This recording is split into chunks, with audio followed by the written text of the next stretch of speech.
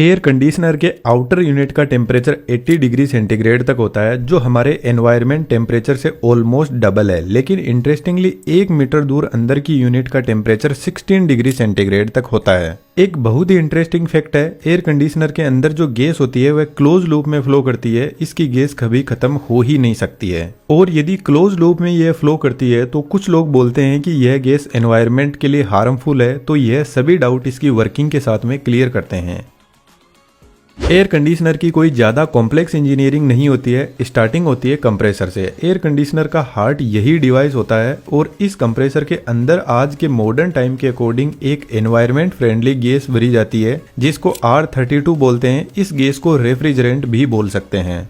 जब कंप्रेसर इस गैस को कंप्रेस करेगा तो इसका प्रेशर बढ़ने लगेगा, जिसकी वजह से टेम्परेचर भी बढ़ने लग जाएगा, और जब गैस कंप्रेसर से बाहर निकलेगी तो इसका टेम्परेचर होगा 80 डिग्री सेंटीग्रेड।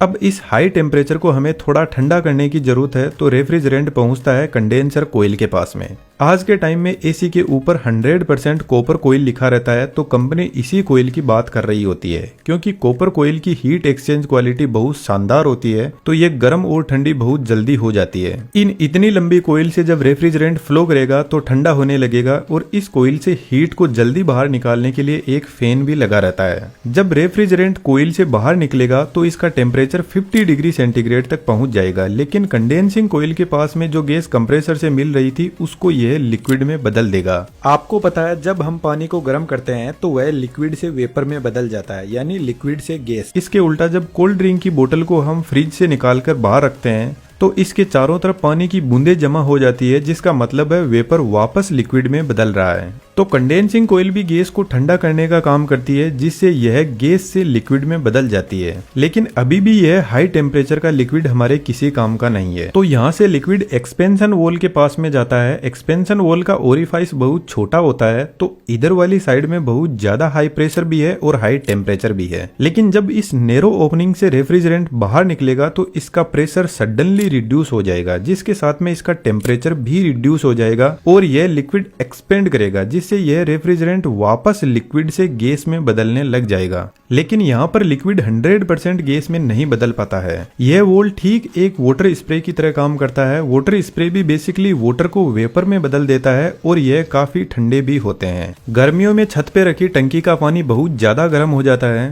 तो उसको ठंडा करने के लिए शावर से आपको पानी का टब भरना होगा, और आप देखना पानी का टेम्परेचर काफी रिड्यूस हो जाएगा। अब यह एकदम ठंडा रेफ्रिजरेंट जाता है हमारे रूम में लगी हुई इवेपोरेटर कोयल के पास में। यह कोयल भी कॉपर की ही बनी होती है, जो हीट एक्सचेंज का काम करती है।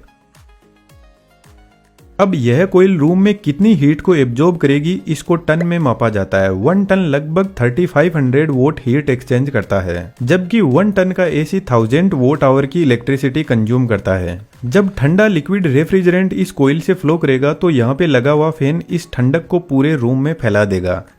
जिस तरीके से कोल्ड ड्रिंक की बोतल के चारों तरफ पानी इकट्ठा होता है, ठीक वैसे ही इवेपोरेटर कोयल काफी ठंडी होती है, तो इसके चारों तरफ भी वाटर के वेपर इकट्ठा होने लग जाएंगे, जिनको साइड में कलेक्ट करके इस पानी को बाहर निकाल दिया जाता है।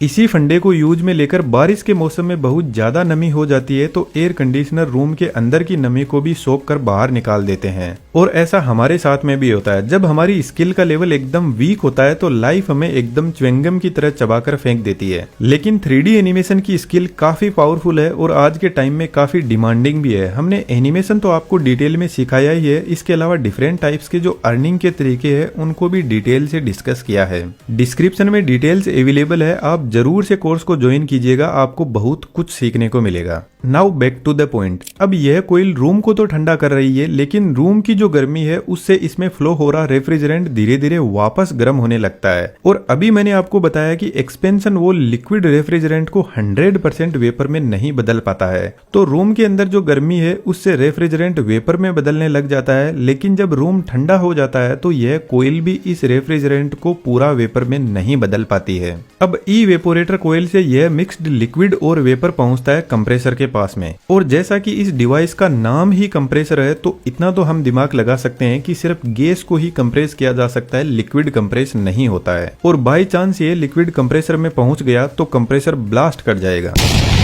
और ब्लास्ट नहीं हुआ तो कंप्रेसर के अंदर capacitor start single phase induction motor लगी रहती है, वह जल जाएगी लिक्विड से। तो हमें कंप्रेसर को सेफ रखना बहुत ज्यादा जरूरी है।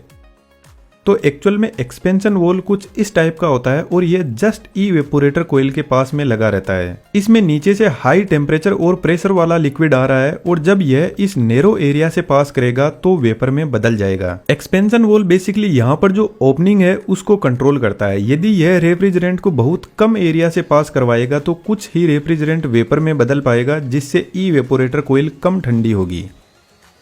और जितना ज्यादा रेफ्रिजरेंट यहां से पास होगा उतना ही रूम टेम्परेचर डाउन होता जाएगा। वॉल में ऊपर की तरफ एक डायफ्राम लगा रहता है और यही डायफ्राम इस रोड के थ्रू यहां से फ्लो हो रहे रेफ्रिजरेंट को कंट्रोल करता है। और इस डायफ्राम को कंट्रोल करने के लिए कुछ एक हीट सेंसिंग डिवाइस इवेपोरेटर कोयल के बाहर की तरफ एग्जिट पर लगी रहती है। इसमें एक लिक्विड होता है जो काफी हीट सेंसिटिव होता है और इस हीट सेंसिंग डिवाइस के लगाते ही एक्सपेंशन वॉल्व का नाम बदलकर हो जाता है थर्मल एक्सपेंशन वॉल्व। मान के चलते हैं आपने एसी को 16 डिग्री सेंटीग्रेड पर सेट कर रखा है। जैसे ही रूम का टेम्परेचर 18 डिग्री सेंटीग्रेड पर पहुंचेगा तो इस हीट सेंसिंग डिवाइस में जो लिक्विड है वह गर्म होकर वेपर में बदलेगा और डायफ्राम के ऊपर फोर्स लगाएगा, जिससे ज्यादा रेफ्रिजरेंट पास होगा और कोयल ज्यादा ठंडी होगी। कोयल ज्यादा ठंडी होगी तो रूम की हीट को ज्यादा एब्जॉर्ब करने लगेगी और इस हीट से कोयल के अंदर जो पूरा रेफ्रिजरेंट है वह वेपर में बदलने लग जाएगा और हमारा कंप्रेसर एकदम सेफ रहेगा। बेसिकली कंप्रेसर कंडेंसिंग कोयल के एकदम पास में लगा रहता है और आज के टाइम में स्पाइरल टाइप कंप्रेसर भी एयर कंडीशनर में यूज होते हैं जो काफी साइलेंट और स्मूथ होते हैं। इन सभी टाइप के कंप्रेसर की मैंने इस वीडियो में डिटेल से बात की है, तो इसको आप यहाँ से देख सकते हो। यहाँ पर दोनों पाइप एक